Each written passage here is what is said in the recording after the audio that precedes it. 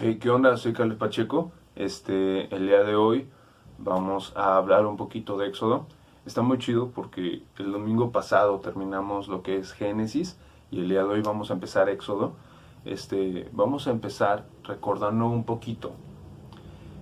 Cuando José perdona a sus hermanos, va por Jacob, su padre, y lo llevan hasta Egipto.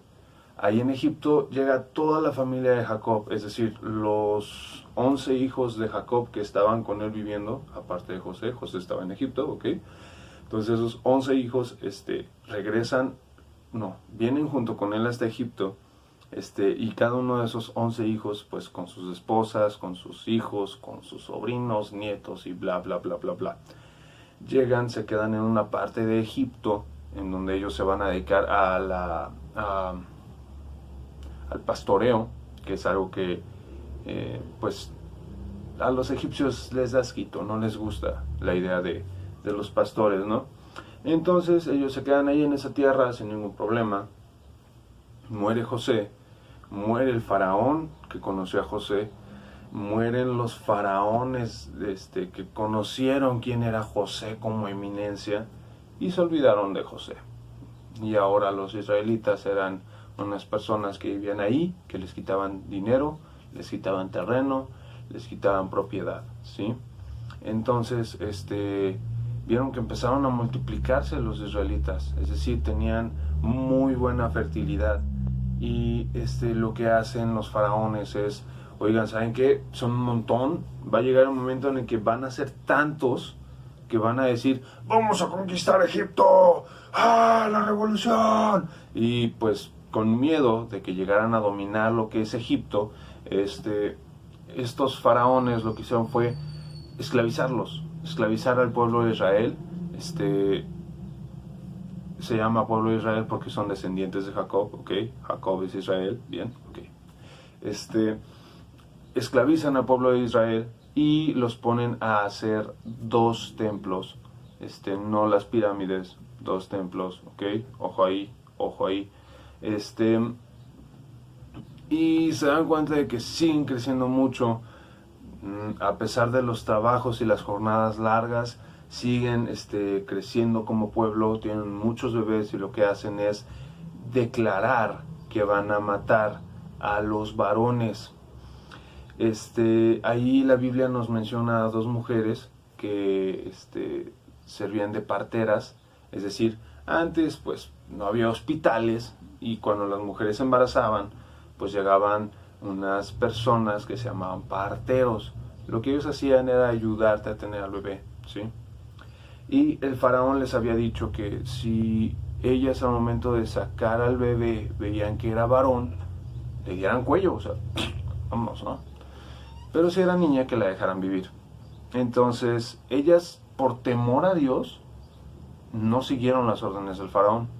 Y le decían al faraón, no, pues es que son tan caderonas las mujeres israelíes que cuando nosotros llegamos, el bebé ya está fuera. Es decir, decían que las caderas, pues, hacían que tuvieran más fuerza para el parto, ¿no? Entonces, viendo esto, lo que hizo el faraón, pues fue un genocidio, en donde ordenó que se le diera cuello a todos los niños varones, israelíes. Y lo que se hace es esto, se llegan a las casas, toc toc, ¿quién es? ¡Pum! Y voy y mato a tu hijo. Y hay una mujer que hace una canasta con carrizo. El carrizo es esta hierba que crece en los ríos y en los lagos. Es larguita y tiene como una bolita arriba, ¿sí? Es como una bolita así como de algodón. Está bonita. Lo que hace es tomar estos carrizos y hace una canasta. Así, la, la, la, la. Y lo que hace es agarrar brea. La brea es como un lodo que tiene minerales, que es impermeable, ¿sí? Es decir, tú lo embarras y es impermeable. De hecho se usa, nos dice la Biblia que se usa varias veces, se usa en barcos, se usó en el arca, pero realmente es uno de los mejores impermeables naturales. Entonces lo que se hace es ponerle brea a la canasta y mete al niño en la canasta, se acerca al río Nilo, que está en Egipto precisamente, pasa por Egipto más bien, y lo que hace es poner la canasta con el bebé adentro en el río. Y el río avanza y se lleva la canasta con el bebé adentro y avanza, así como we are living. Bueno, no, hielo submarino, hielo canasta, lleno canasta. Entonces lo que hace es avanzar la canasta y dar hasta un lugar donde la hija del faraón se estaba bañando, estaba shalala, shalala, y ven una canasta y de pronto así como que, oh no, ¿qué será eso? Ve por ella. Y manda a su criada va por la canasta, se la lleva y dice, ah, es un chamaco, oh, qué hermoso chilpayate. Entonces lo que hace es, adoptar al bebé. Ahora, Israel, no es cierto, perdón, Egipto, tenía un programa académico, por así decirlo, en donde se le enseñaban algunas ciencias, artes y algunas artes místicas a los niños. Entonces, por vivir en el palacio, podemos considerar que Moisés recibió educación muy avanzada, una de las mejores educaciones que daban los egipcios. Es decir, es como si te tocara ir a Harvard en estas edades, pero pues Harvard nivel, pues antes, ¿no? Que no había tanta ciencia, no había tanto conocimiento, pero pues había nivel, ¿no? Entonces, él estudió, se preparó, tuvo una preparación académica muy buena para su tiempo, de lo mejor para su tiempo. Y lo que pasa después es que él crece con el conocimiento de que es israelí, él no es egipcio, tiene preparación egipcia en guerra, en artes místicas, en artes, en la ciencia que se conoce hasta entonces, y entiende que él no es egipcio, él es israelí, y le duele ver cómo maltratan a su pueblo, cómo esclavizan a su pueblo.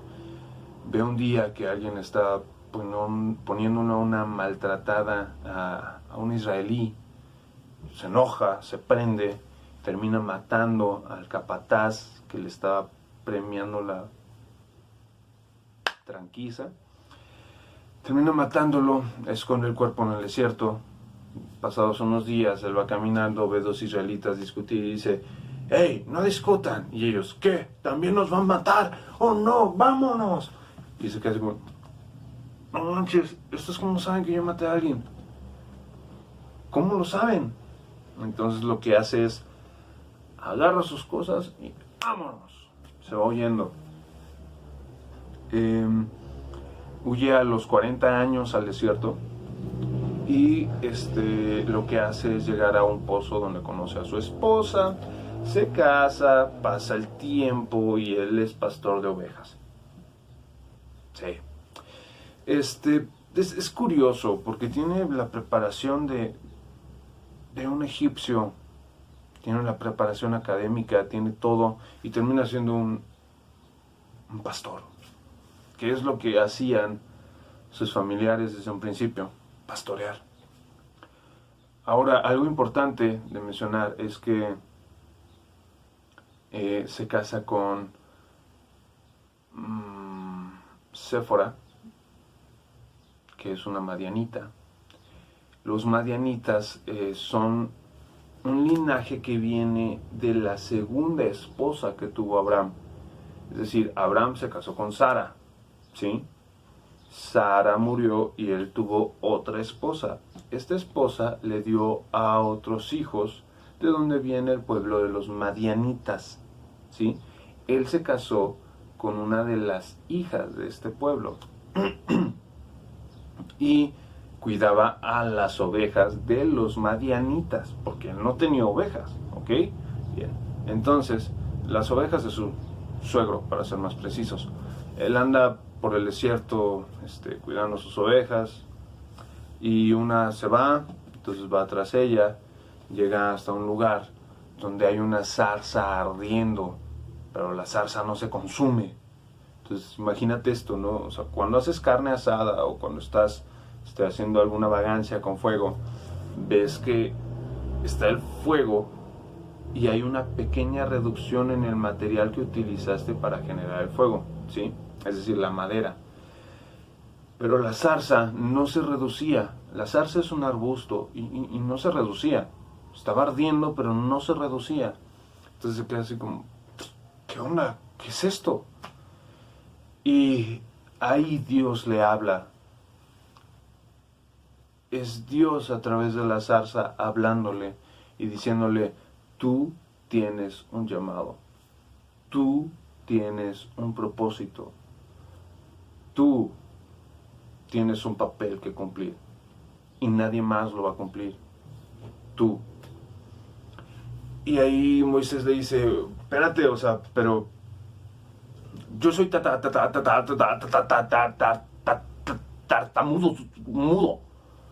Y Dios le dice, ¿y? Yo te hice así, ¿crees que no lo sé? Y él le dice, pero ¿quién soy yo para ir a hablar con el faraón? Porque Dios le revela esto, que él va a ir ante el faraón y le va a decir al faraón que libere a su pueblo. Y Moisés se queda así como, ¿qué? O sea, ¿pero quién soy yo? O sea, ni modo, ¿yo qué hago? ¿Qué puedo hacer? ¿Qué puedo dar? ¿Cómo me voy a enfrentar con el faraón? O sea, no manches. Y Dios le dice, a ver, papi, o sea, te estoy diciendo que vas a ir a hacerlo, ¿sí? Te estoy diciendo que ese es tu propósito. Te estoy llamando a cumplir con tu propósito. ¿Crees que me importa tu tartamudez? Moisés le pone 1000 pretextos. Moisés revela sus inseguridades.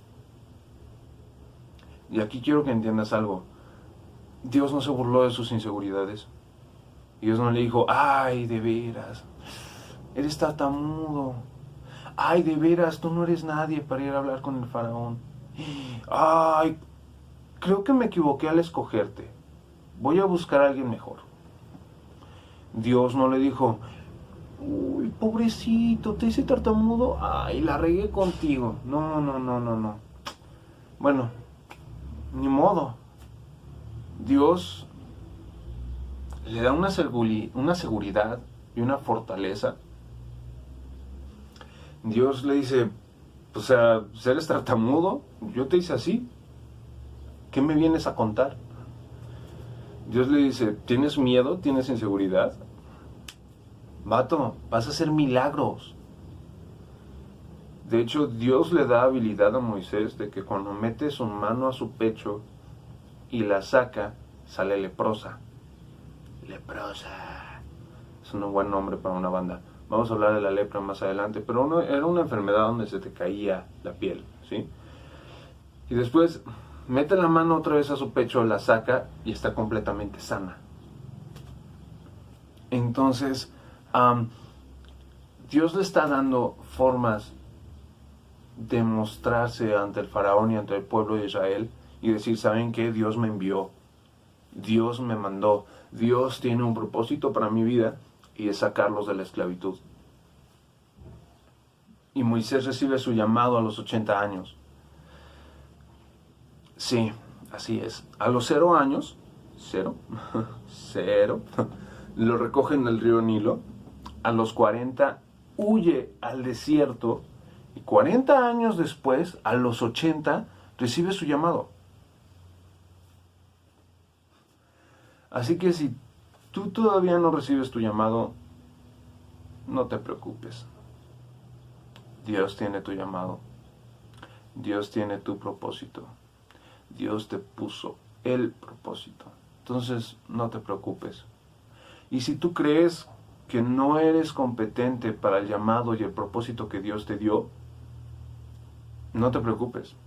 Dios te dio ese propósito y ese llamado. Y sabes que Dios nos pone las herramientas. Dios nos pone los medios para hacerlo. Dios nos da la capacidad para resolver los problemas que podamos encontrar cumpliendo nuestro llamado y nuestro propósito. Moisés le dijo, ¿qué tienes en tu mano? Y le dijo, pues tengo una vara de pastor, un cayado de pastor. Y Dios le dijo, ok, suéltalo en el suelo. Y se convirtió en una serpiente. Entonces, Dios no le hizo ir a Moisés a buscar una herramienta. Dios no le dijo, no, pues ve a tantos kilómetros y vas a encontrar el arma perfecta. Dios no le dijo, ve a tantos kilómetros y vas a encontrar un medio para cumplir tu propósito. No, Dios le dijo, ¿qué tienes en la mano? Eso que tienes en la mano es lo que vas a usar. Entonces, no te esperes tú a tener un carro, a tener una guitarra, no te esperes tú a tener una Biblia enorme, no te esperes a tener un grupo de seguidores, no te esperes a nada, empieza con tu propósito. Si sabes cuál es tu propósito y sabes cuál es tu llamado, entonces empieza tu propósito desde ahorita, ponte a estudiar, prepárate y ve y cumple tu propósito. No te esperes a tener los 40,000 millones para invertirle. Hay muchos músicos esperando a juntar 15,000 pesos, 20,000 pesos para grabar su disco. Empieza. Hay mucha gente esperando a llegar a la universidad para empezar a estudiar en serio. Empieza ya, en donde estés, ponte a hacer lo que tienes que hacer, cumplir con tu propósito, cumplir con tu papel, porque sabes que cuando tú mueras y llegues a la presencia de Dios, Dios no te va a preguntar, ¿por qué no fuiste Brad Pitt? ¿Por qué no fuiste Albert Einstein? ¿Por qué no fuiste Marie Curie? ¿Por qué no fuiste como... ¡Ay! Se fue el nombre. ¿Por qué no fuiste como Ariana Grande, como Justin Bieber? Dios te va a decir, ¿por qué no fuiste tú? ¿Por qué no fuiste tú? ¿Por qué no viviste la vida que se te dio? ¿Por qué no viviste siendo la persona que tenías que ser? ¿Por qué no cumpliste tu propósito? ¿Por qué no cumpliste tu propósito a temprana edad? ¿Por qué esperarte hasta terminar la prepa? ¿Por qué esperarte hasta tener mayoría de edad? ¿Por qué esperarte hasta tener dinero para hacer algo, para hacer un cambio, para buscar transformar tu vida? ¿Sabes? Algo que Dios le dice a Moisés es, por años he escuchado el clamor de mi pueblo, pidiendo un Salvador, pidiendo liberación de la esclavitud. Y es Moisés el que recibe el papel, el propósito, el llamado de ir a liberar al pueblo. No por él, por Dios, pero él recibe este llamado. Y esto me recuerda mucho a Jesús, porque él cumple con su propósito. Hoy que es domingo de resurrección, celebramos y nos gozamos en que Jesús cumplió con su propósito. Y así como José cumplió con su propósito y se salvó una nación completa, así como Moisés cumplió con su propósito y se liberó y se salvó y se rescató una nación completa, Jesús, al cumplir con su propósito, salvó generaciones y generaciones completas. Jesús salvó porque cumplió con su propósito. Pero si él no hubiera cumplido con su propósito, si él al momento de decir, Padre, si es preciso que pase esta copa de mí, pero que no sea mi voluntad sino la tuya, Si en vez de decir eso, Él hubiera hecho su voluntad, si Él se hubiera bajado de la cruz cuando se burlaban de Él y le decían, bájate de la cruz, si eres el Rey de Reyes, bájate de la cruz, si eres Dios, libérate, sálvate tú. Si Él, en vez de permitir ser crucificado, se hubiera bajado de la cruz y hubiera tomado acción, nosotros no habríamos sido liberados, nosotros no seríamos perdonados. Si Dios, hecho hombre, Jesucristo, no hubiera cumplido con su propósito, nosotros necesitaríamos un Salvador todavía. Nosotros seguiríamos esclavos de nuestro pecado. Y necesitaríamos un Salvador. Ahora nosotros celebramos que somos libres, nosotros celebramos que Jesús resucitó y que nosotros somos resucitados junto con Él. Pero,